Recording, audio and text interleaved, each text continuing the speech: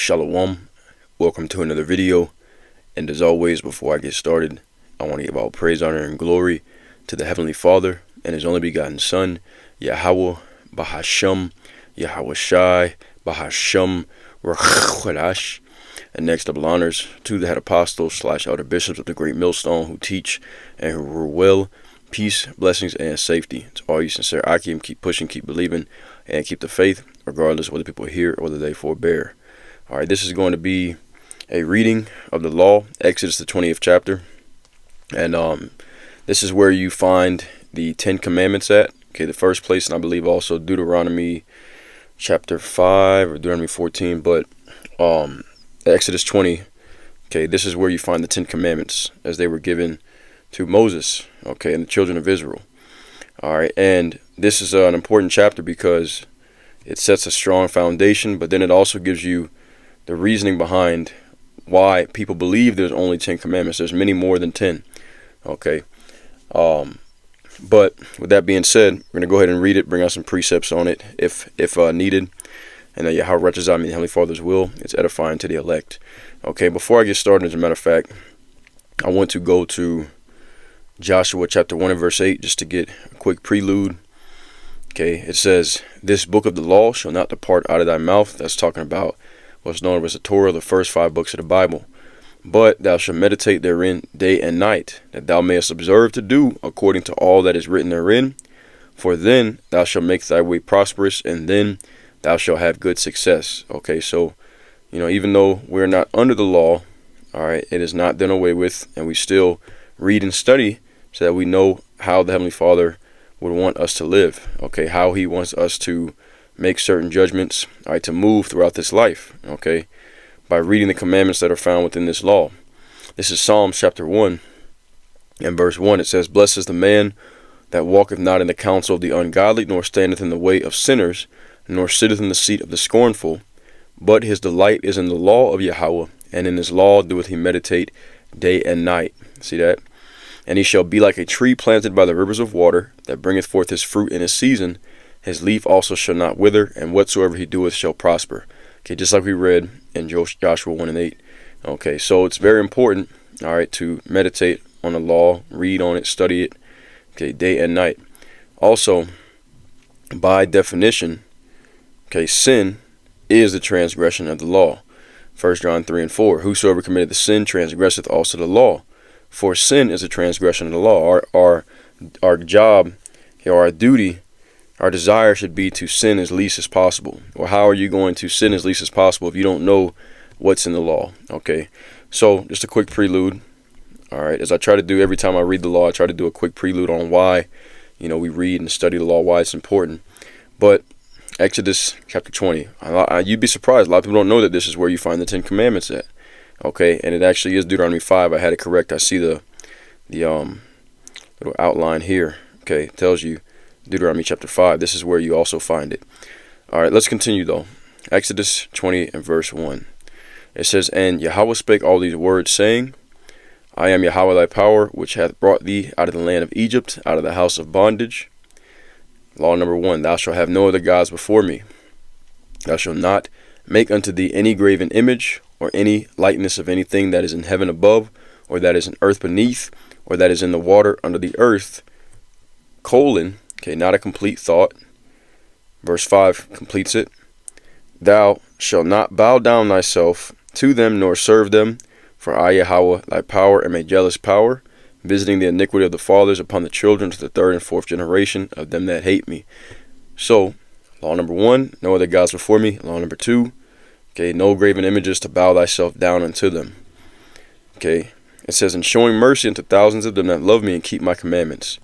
Law number 3, "Thou shalt not take the name of Yahweh thy power in vain, for Yahweh will not hold him guiltless that taketh his name in vain." So the first 3 of the 10 commandments are things that are about reverencing the Heavenly Father. Okay, no other gods before him, not bowing down to any images, and number 3, not taking his name in vain. Okay, which, to go deeper into it, taking his name in vain, all right, could, people say, if you say GD, all right, that's not taking his name in vain. Okay, taking his name in vain would be saying that you're a servant of the Most High and then doing wickedly. Okay, taking on his name and then, misrepresenting it. All right. I don't know, I'm just curious to see what the NLT would say. All right, it says, you must not misuse the name of Yahweh your power. Yahweh will not let you go unpunished if you misuse his name. There you go. That's a good translation. Exodus 20:8. Okay, number 4, remember the Sabbath day to keep it holy.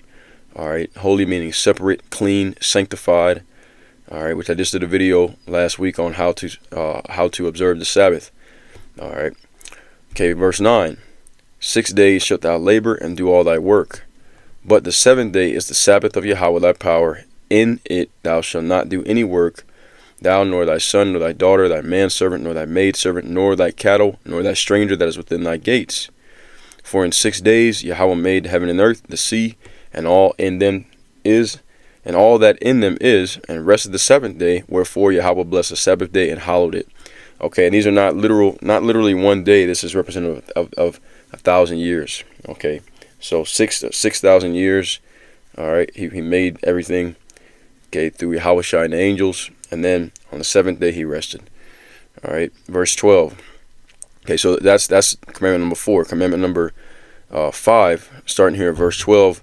Now it gets into, other people. Okay, it says, honor thy father and thy mother, that thy days may be long upon the land which Yahweh thy power giveth thee. And you have 6, 7, 8, 9, and 10. They go into treating your neighbor. Okay, verse 13. Thou shalt not kill. Thou shalt not commit adultery. Thou shalt not steal. Thou shalt not bear false witness against thy neighbor.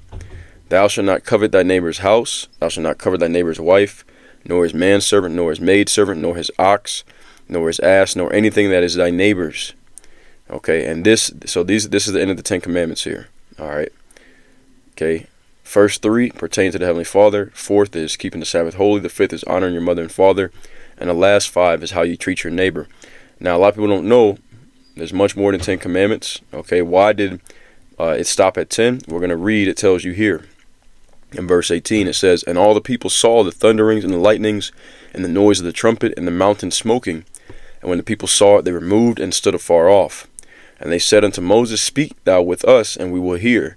But let not power speak with us, lest we die. So they were afraid of the Heavenly Father's presence. So they told Moses, you go and speak with him. All right. That's the reason why people think there's only 10 commandments, but there's much more. Okay, verse 20. And Moses said unto the people, fear not, for Yahweh is come to prove you, and that his fear may be before your faces, that ye sin not. And the people stood afar off, and Moses drew near unto the thick darkness where Yahweh was. And Yahweh said unto Moses, thus thou shalt say unto the children of Israel, ye have seen that I have talked with you from heaven. Ye shall not make with me gods of silver, neither shall you make unto gods of gold. An altar of the earth thou shalt make unto me, and shalt sacrifice thereon thy burnt offerings and thy peace offerings, thy sheep and thine oxen. In all places where I record my name, I will come unto thee, and I will bless thee. And thou wilt make me an altar of stone. Thou shalt not build it of hewn stone, for if thou lift up thy tool upon it, thou hast polluted it. All right, I'm just curious. Okay, hewn stone. Let's see what that is. All right. Listen to this. NLT. If you use stones to build my altar, use only natural uncut stones. Okay. So that's a cut to the Plantation Christian Church. Okay, because even if it's made of stone, they shape it to try to make it all polished and perfect. And really, the Most High ain't dealing with that. All right, things that are considered, high in this world are abominations to the Most High. But this would be the 12th commandment. Okay, do not shape the stones with a tool, for that would make the altar unfit for holy use. All right, that's what the NLT says. Neither should thou go up by steps upon mine altar, that thy nakedness be not discovered thereon. Okay, it's another one. That's another instruction. All right, and NLT. And do not approach my altar by going up steps. If you do, someone might look up under your clothing and see your nakedness. All right, because brothers, men will wear the garments, women will wear a dress. All right, So, anyways, just wanted to show you. Okay, this is where you get the 10 Commandments from. All right, you get them from Exodus, the 20th chapter. And if you didn't know that, this is really a back to the basics. Okay, and I mean the very, very, very basics. All right, and now you should know, according to this video and this Exodus 20th chapter, you should know why people believe there's only 10 commandments. All right, which there's much more than that. Okay, that was just the start of it. All right, and once again, okay, the story, the reason why, it's not really a story, it's a historical account of why, he stopped at 10 is because the people were afraid of the presence of the Heavenly Father. So he told Moses to go and speak to him, and then Moses come back and speak to the people. All right, but that's pretty much it for this video. I'm gonna close it out there. Yahweh Ratchazah, in the Heavenly Father's will. It was edifying as always. All praise, honor, and glory to Yahweh, Bahashem, Yahweh Shai, Bahashem, Rachadash. And until next time, Shalom and Abide Babal.